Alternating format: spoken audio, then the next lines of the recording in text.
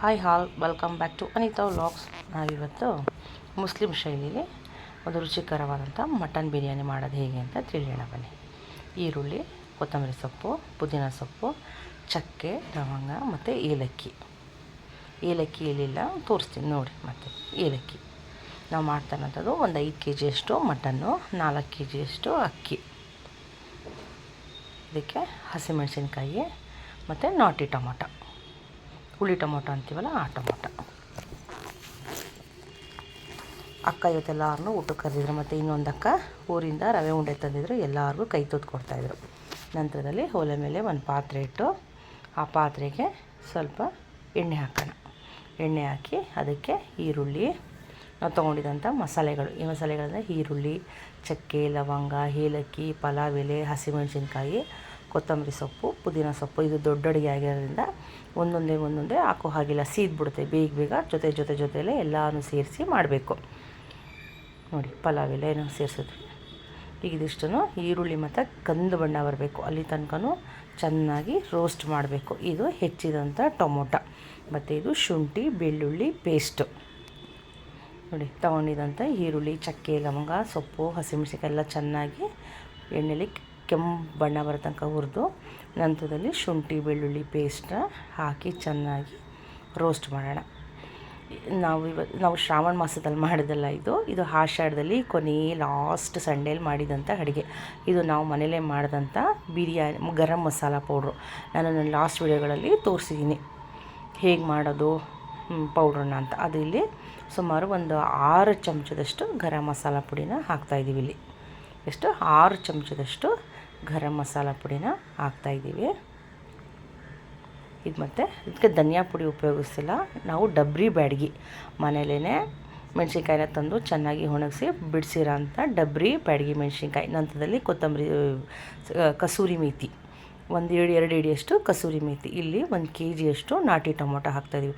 ಹಸಿಮೆಣ್ಸಿಕಾಯಿ ಪುಡಿ ಎಷ್ಟು ಹಾಕಬೇಕಪ್ಪ ಅಂದರೆ, ಹಸಿಮೆಣ್ಸಿಕಾಯಿ ಪುಡಿನೂ ಕೂಡ ಒಂದು 5 ಚಮಚದಷ್ಟು ಹಸಿಮೆಣ್ಸಿನ್ಕಾಯಿ ಪುಡಿ, ಬ್ಯಾಡಗಿ ಮತ್ತು ಹಸಿಮೆಣ್ಸಿಕಾಯಿ ಪುಡಿ. ಇಲ್ಲಿ ನಾವು 4 ಹಿಡಿಯಷ್ಟು ಕಲ್ಲುಪ್ಪು ಹಾಕ್ತಾಯಿದ್ದೀವಿ. 4 ಹಿಡಿಯಷ್ಟು ಕಲ್ಲುಪ್ಪು. ಎಲ್ಲನೂ ಚೆನ್ನಾಗಿ ಎಣ್ಣೆ ಬಿಟ್ಕೊಳ್ಳೋ ತನಕ ಮಸಾಲೆಗಳನ್ನೆಲ್ಲ ಚೆನ್ನಾಗಿ ಹುರಿಬೇಕು. ನಮ್ಮ ತಂದೆ ತಾಯಿಗೆ ನಾವು 5 ಜನ ಹೆಣ್ಮಕ್ಳು, ಒಬ್ಬನೇ ಮಗ.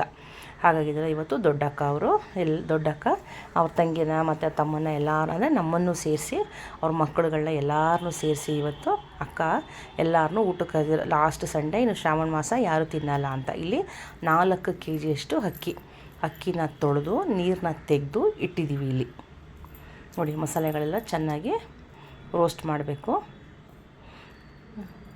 ಎಲ್ಲರನ್ನೂ ಕರೆದಿದ್ರು, ಹಂಗಾಗಿ ನಾವು ಹೋಗಿದ್ವಿ ಇವತ್ತು ಊಟಕ್ಕೆ. ಅಡುಗೆನೂ ಕೂಡ ಅಲ್ಲೇ ಮಾಡಿದ್ವಿ. 4 kg ಅಕ್ಕಿ, 5 kg ಮಟನ್ನು. ನಾನು ವೀಡಿಯೋಗಳನ್ನ ಅಪ್ಲೋಡ್ ಮಾಡಿ ತುಂಬ ದಿನ, ಒಂದು ವಾರ 10 ದಿನದ ಮೇಲೆ ಆಗಿತ್ತು.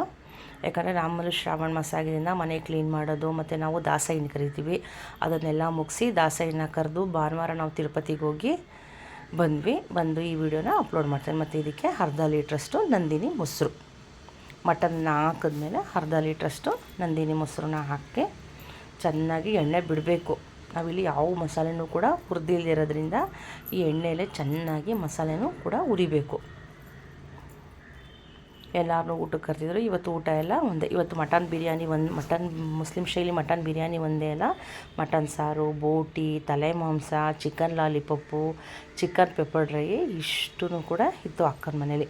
ಮತ್ತು ಹೊಸದಾಗಿ ಅಕ್ಕನ ಮಗಳು ಕೂಡ ಮದುವೆ ಆಗಿದ್ಲು, ಅವಳನ್ನು ಕೂಡ ಊಟಕ್ಕೆ ಕರೆದಿದ್ರು. ಹಾಗಾಗಿ ಎಲ್ಲರೂ ಇವತ್ತು ಅಕ್ಕನ ಮೇಲೆ ಸೇರಿ ಅಡುಗೆ ಮಾಡಿ ಅಲ್ಲೇ ಊಟ ಮಾಡಿದ್ವಿ.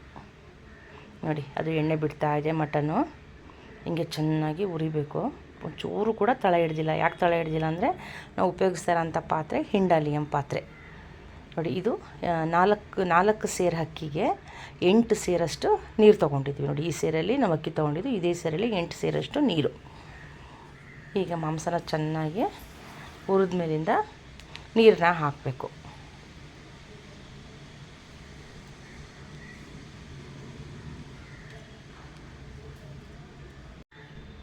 ಚೆನ್ನಾಗಿ ನೋಡಿ, ಎಣ್ಣೆ ಬಿಟ್ಕೊಳ್ಳೋ ತನಕ ರೋಸ್ಟ್ ಮಾಡಬೇಕು.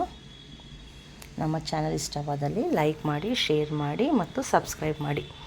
ಇವತ್ತು ಅಡುಗೆ ಎಲ್ಲ ಮಾಡಿದ್ದು ನಾವು, ನಮ್ಮ ಅಕ್ಕ ಮತ್ತು ನಮ್ಮ ಅಣ್ಣ ಎಲ್ಲರೂ ಸೇರಿ ಒಟ್ಟಿಗೆ ಅಡುಗೆ ಮಾಡಿದ್ವಿ. ಊರಿಂದ ಅಕ್ಕನೂ ಕೂಡ ಬಂದಿದ್ದರು, ತೋರಿಸಿದಲ್ಲ ನಾನು ವೀಡಿಯೋದಲ್ಲಿ. ರವೆ ಉಂಡೆ ಮಾಡ್ಕೊಂಡು ಬಂದಿದ್ದರು, ಎಲ್ಲರಿಗೂ ಒಂದೊಂದು ರವೆ ಉಂಡೆನ ಕೊಟ್ಟರು.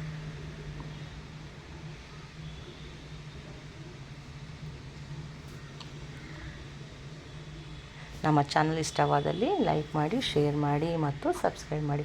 ಮಟನ್ನ ಚೆನ್ನಾಗಿ ಹುರಿಬೇಕು, ಯಾಕಂದರೆ ಮಟನ್ನು ಕೂಡ ಬೇಯಬೇಕು, ಹಸಿ ವಾಸನೆ ಕೂಡ ಹೋಗಬೇಕು. ಯಾಕಂದರೆ ನಾನು ಮಟನನ್ನು ಇಲ್ಲಿ ಸಪ್ರೇಟಾಗಿ ಹುರಿದಿಲ್ಲ, ಮಸಾಲೆಲ್ಲ ಸೇರಿಸಿ ಹುರಿತಾ ಇದ್ದೀವಿ.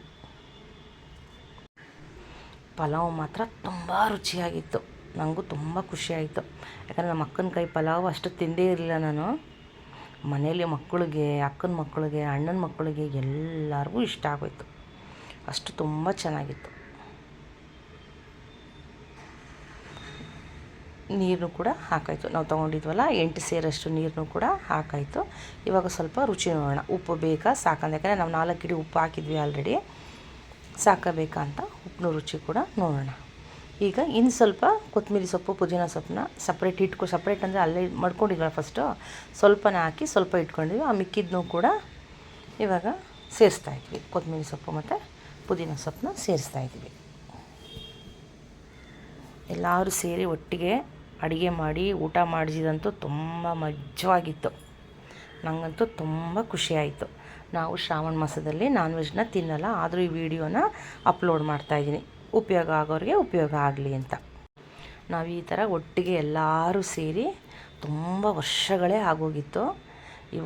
ನಮಗಂತೂ ಅವತ್ತಂತೂ ತುಂಬ ಖುಷಿಯಾಯಿತು. ಎಲ್ಲರೂ ಅಂದರೆ ಎಲ್ಲರೂ, ಅಕ್ಕನ ಮಕ್ಕಳು, ಅಣ್ಣನ ಮಕ್ಕಳು, ನಾವು, ನಮ್ಮ ಅಕ್ಕ ತಂಗಿರು ಎಲ್ಲ ಒಟ್ಟಿಗೆ ಸೇರಿ ಅಡುಗೆ ಮಾಡಿದ್ದು. ನೋಡಿ ಚೆನ್ನಾಗಿ ಮಾಂಸ ಬೇಯ್ತಾ ಇದೆ. ನಾವಿನ್ನೂ ಅಕ್ಕಿ ಹಾಕಿಲ್ಲ, ಒಂಚೂರು ಕೂಡ ತಳ ಹಿಡಿದ ರೀತಿಯಲ್ಲಿ ಅದನ್ನು ಬೇಯಿಸ್ತಾಯಿದ್ದೀವಿ. ಈಗ ಅಕ್ಕಿನ ಹಾಕ್ತಾಯಿದ್ದೀವಿ, ತೊಳೆದು ನೆನೆಸಿಟ್ಟಂಥ ಅಕ್ಕಿನ 4 kg ಅಕ್ಕಿ, 4 ಸೇರಷ್ಟು ಅಕ್ಕಿನ ಹಾಕ್ತಾಯಿದ್ದೀವಿ. ಈ ಥರ ಎಲ್ಲ ಒಟ್ಟಿಗೆ ಸೇರಿ ಅಡುಗೆ ಮಾಡಿ ಊಟ ಮಾಡೋದಂದರೆ ತುಂಬ ಖುಷಿಯಾಗಿರುತ್ತೆ ಅಲ್ವಾ. ನಮ್ಮದು ಇನ್ನೂ ದೊಡ್ಡ ಕುಟುಂಬ, ಇದರಲ್ಲಿ ನಾವು ಸ್ವಲ್ಪ ಅರ್ಧ ಜನ ಮಾತ್ರ ಸೇರಿದ್ದೀವಿ, ಇನ್ನೂ ಅರ್ಧ ಜನ ಸೇರಿಲ್ಲ. ಉಪ್ಪು ಎಲ್ಲ ಸರಿಗೈತೆ. ಈಗ ಅಕ್ಕಿನ ಹಾಕಿ ಚೆನ್ನಾಗಿ ತಿರುಗಿಸ್ತಾ ಇದ್ದೀವಿ. ಇವತ್ತು ಮೇನ್ ಶಿಫ್ಟ್ ಬಂದು ನಮ್ಮ ಅಕ್ಕ ಮತ್ತು ನಮ್ಮ ಅಣ್ಣ, ನಾವು ಸುಮ್ಮನೆ ಸೈಡ್ಸಲ್ಲಿದ್ದೀವಿ ಅಷ್ಟೇ.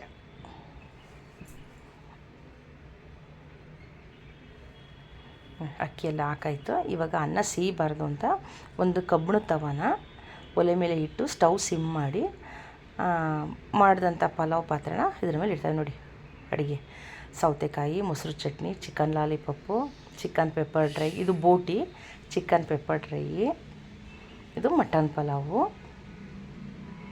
ಎಲ್ಲರೂ ಊಟಕ್ಕೆ ಕೂತಿದ್ದೀವಿ. ನಮ್ಮ ಚಾನಲ್ ಇಷ್ಟವಾದಲ್ಲಿ ಲೈಕ್ ಮಾಡಿ, ಶೇರ್ ಮಾಡಿ ಮತ್ತು ಸಬ್ಸ್ಕ್ರೈಬ್ ಮಾಡಿ.